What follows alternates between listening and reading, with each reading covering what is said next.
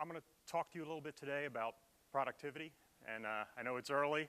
I know many of you are up late, so try to keep this lively. I'm going to tell 5 fun little stories. Each one will illustrate a different principle that you can kind of use. We'll keep it fun. The stories are going to involve Darth Vader, hostage negotiation, Olympic sprinters, and a lot of other interesting, fun stuff. So hopefully you'll be entertained, and you can walk away with some stuff that you can use to better your life.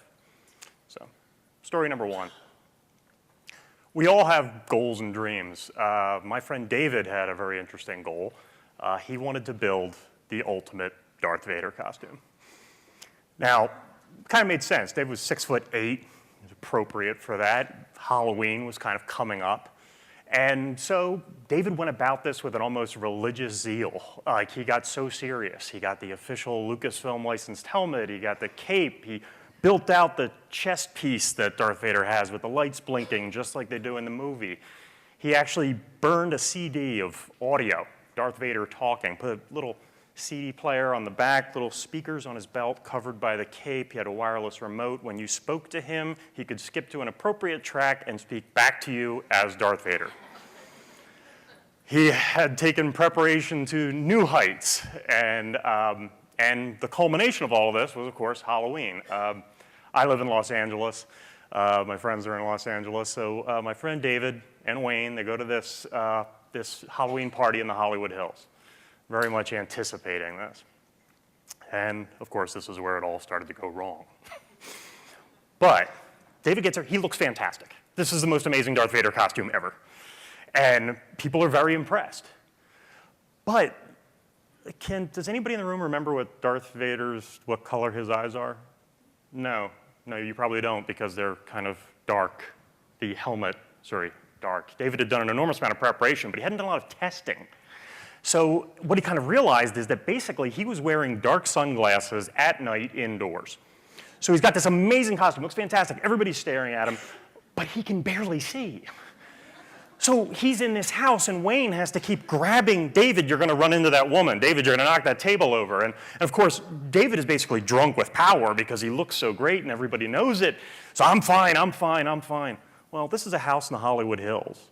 So there's a sliding back door, and there's steps that lead down to a pool. You might be ahead of me at this point. So David can barely see, goes through the door, tumbles down the stairs, ends up in the pool, kersplash. Helmet comes off, CD player shorts out. And as he humbly trudges out of the pool, one of the other party goers looks at him and says, "Dude, the Force is not with you." So what can we learn from David? He did an enormous amount of preparation, but he didn't test what he was doing. And when you look at productivity, one of the great productivity gurus of the 20th century, Peter Drucker, said that most people have no idea how they get stuff done. When you think about it, we don't really have a plan. We don't usually have a system. And I'm not the type to say, oh, you have to wake up at 5 a.m. You have to check your email like this. No.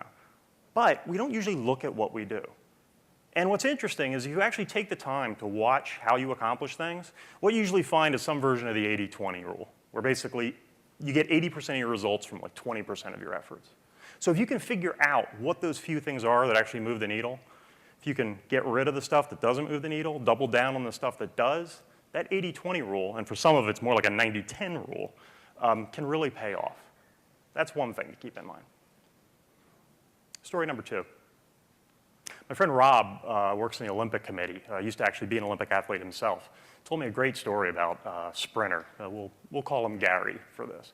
And he's a machine. This guy is world-class sprinter, runs 100 meters, built for it, trained for it, and these guys are very specific. That is what he does, the 100 meters. But there was a problem on this one race. Basically, the team's there. This is a world-class event, and the guy who ran the 400 meters was injured.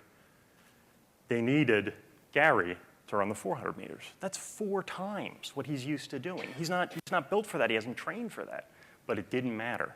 He needed to run. So we got like a, kind of almost like a Rocky story here. He has just no chance. He's just not trained for this. But it doesn't matter. He has to go out.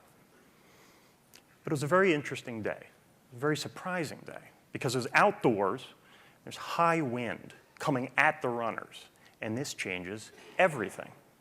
Have you ever seen geese or ducks, when they fly, it's in that triangle formation? Because the lead guy, he actually has to expend like 30 to 40% more energy, because he's facing the wind, but that makes it easier for everybody behind him. Well, runners know this too. So in the rare occurrence when there's high wind, nobody wants to be first. So you had a very interesting scenario where the gun goes off. Gary feels like, I don't know how I can do this. All the guys take off, but nobody wants to be first. So you've got this really weird scenario where they're running, but nobody wants to be the one who's actually facing the wind. And for Gary, this is a godsend. He realizes, hey, this isn't as bad as I thought. I can kind of hang here. So these guys competing not to be first because they don't want the brunt of the wind. Well, for 3/4 of the race, it's a race not to be first. And then, when there's only 1/4 of the race left, nobody wants to come in second. So what happens? Well, now all of a sudden, it went from a 400-meter race into a 100-meter race. And who's built for that? Gary takes off like a bullet. These guys can't keep up. They're not used to that. And this is how a guy who runs a 100-meter race actually won a 400-meter race when there's no way he should have done that. What can we learn from this? Well, basically, what I'm saying here is these are the kind of events we often expect, but they don't happen much. We shouldn't expect events like that. You should figure out what you are great at, what you are an expert at, and stick to that. Because these 400 event scenarios, those are rare, those are difficult, and you're probably not going to have the wind coming at you. When you look at all the research, Anders Ericsson at Florida State University, 10,000 hours becoming an expert, that's all fantastic. You'll be great at your job, you'll get promotions, you'll get raises because you're really good at what you do. But the thing that most people don't also realize is Martin Seligman at the University of Pennsylvania. This is the guy who's led the happiness revolution. You've been reading all these books, seeing all this stuff on happiness the past 15 years. What he realized is that one of the key things that leads to happiness throughout our entire lives is exercising signature strengths. What does that mean? It means doing stuff that you are uniquely good at. People who exercised a signature strength, something that they were really intensely good at and enjoyed, for 7 days, their happiness levels were above baseline for the next month. So what you should do is endeavor to figure out what it is you love, what it is you're really good at, and do that as much as possible. Delegate, or get rid of everything else, and just become an expert. You will not only be better at your job, you will also be happier. Okay, story number 3. I've always been really big into martial arts. I liked Bruce Lee movies when I was a kid. The one I had the most fun with was I studied Krav Maga, which is the martial arts used by the Israeli military. It's really cool because it's only 40 years old. So everything is really kind of new. There's not swords and ninja stars. They actually have, training with, how do you take away guns from people and stuff. So it's very much like Jason Bourne or James Bond. It's a lot of fun. And actually, these techniques are so good that in Los Angeles, the LAPD actually studies some of Krav Maga. It's very important for them. They may actually have real cause to take guns away from people. So they train at this really, really hard. And that's really key, building those habits. Because the last thing you want to do in a violent confrontation is think. Thinking is slow. You want to react. You want it to be instant. You want it to be a habit. So the police would train on this. If the partner would put the gun out there, he would redirect, control the weapon, counterattack, take the weapon, and they would hand it back to their partner, do it again. They would do it again and again and again. Redirect, control the weapon, counterattack, take the weapon, okay, hand it back to your partner. So they would always kind of train this so they got it perfect. And what was really interesting is that police did have cause to use this. And what happened? Well, the perpetrator pulled the gun, the police officer redirected the weapon, controlled the weapon, counterattacked, took the weapon, and then handed it right back to the criminal. Be very careful what habits you train. Be very, very careful what habits you train. There's a great book came out about 2 years ago by Pulitzer Prize-winning author Charles Duhigg called The Power of Habit. Really wonderful.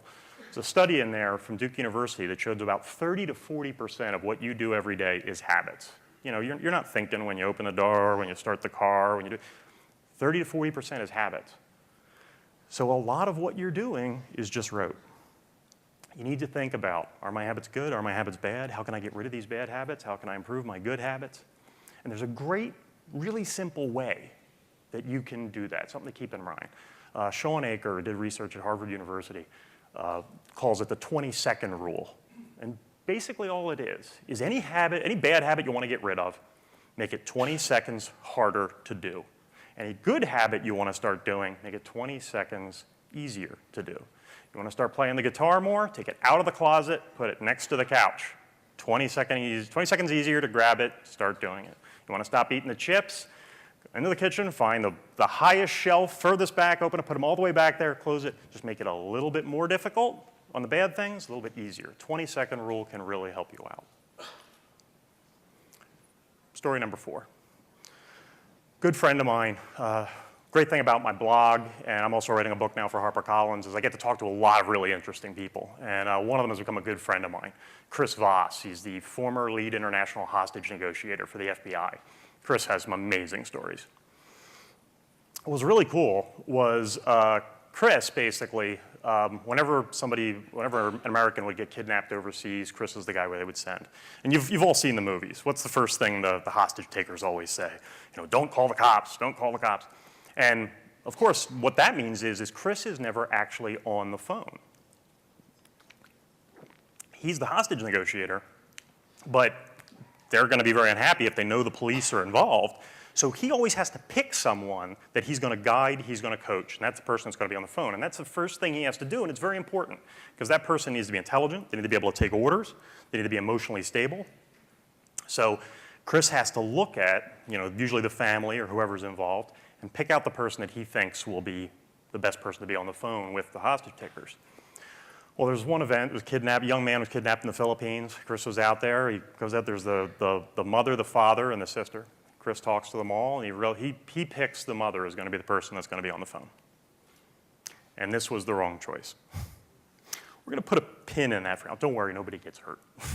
We're going to put a pin in that for now. The other thing that's key for Chris is what's called proof of life. He needs to make sure that they have the actual hostage and that he's still alive. It's the first thing he needs to figure out. Do they have the guy? Is he still alive? Well, these hostage takers have been really difficult. They're not giving Chris anything. He really needs that information. Okay, let's go back to it. So he picks the mom. She's on the phone, and the hostage takers are saying all kinds of scary things. She's a mom who we all can relate. She kind of breaks down. She starts crying. Well, Chris can't stop her from crying. Things seem like it's going really bad for Chris. He can't get the information from the hostage. She's getting hysterical. It looks like things are really bad. But then something really crazy happened. She's getting so hysterical, not only was it frustrating Chris, it started frustrating the hostage takers. These guys eventually, they couldn't calm her down. They got so upset, they actually put the son on the phone and said, will you tell her to calm down? So Chris is thrilled. He says, hey, I got proof of life. They got the kid. He's alive. Okay, we're good, we're good, we're good. Chris never would have deliberately orchestrated anything like that. It's a dangerous, high-stakes situation. But he learned something because of this crazy little random event that came up. In all of our lives, we have the chance to orchestrate some of these little tests, or as Peter Sims, in his really interesting book, called them little bets. Basically, they're little tests, little low-stakes things you can try to see to make sure you're always getting better. Some of us get stuck in ruts, we get stuck in routines. We all know the people who were slow to adopt email, slow to adopt a cell phone. So we want to be getting better all the time, whether it's at work, whether it's at home. And what that means is always trying new little things to see what might work. And what was really interesting is Peter Sims, in his book, he talked about how Chris Rock actually develops his comedy routines, or how many comedians develop their comedy routines. You see an hour-long HBO or Comedy Central special, and it feels like these guys are just geniuses. But that's not how these things come about. What Chris Rock does, he goes to a local small club, unannounced. He's got 20 jokes, 19 of them bomb, and one of them is great. Then he goes back the next night, 19 bomb, and one of them is great. And over 6 months to a year, by testing, taking little shots, he builds up an hour's worth of material. It becomes this amazing special that you see.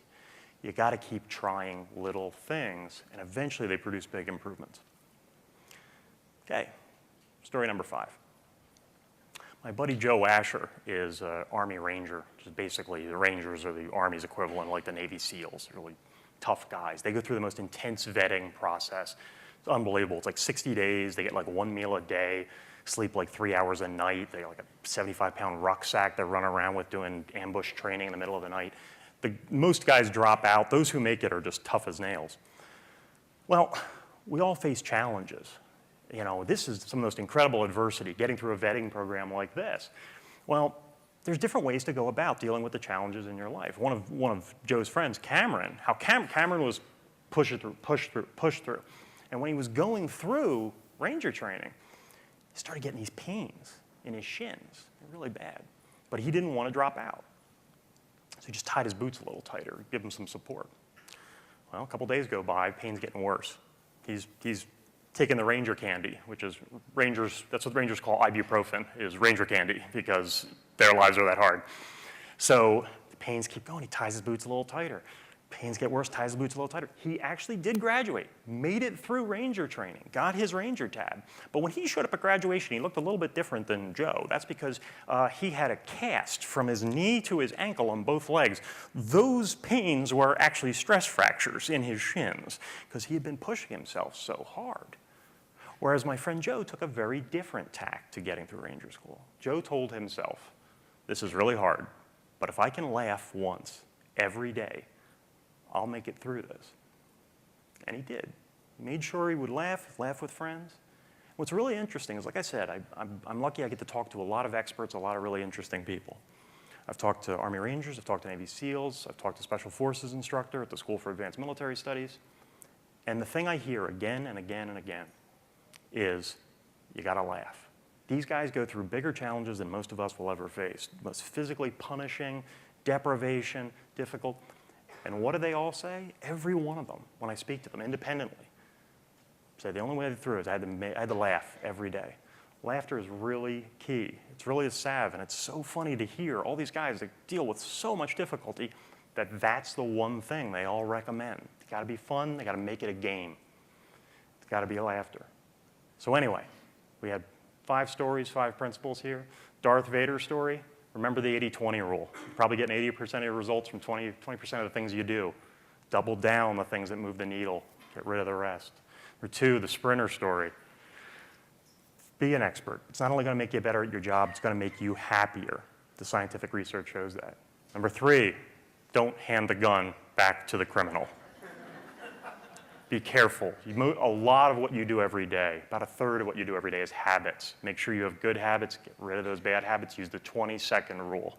If you can just create a delay on the bad stuff, make the good stuff easier, you'll find your habits getting better.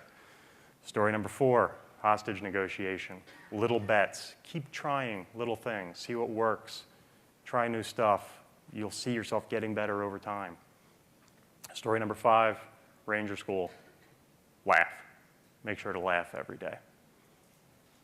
Thank you very much for your time.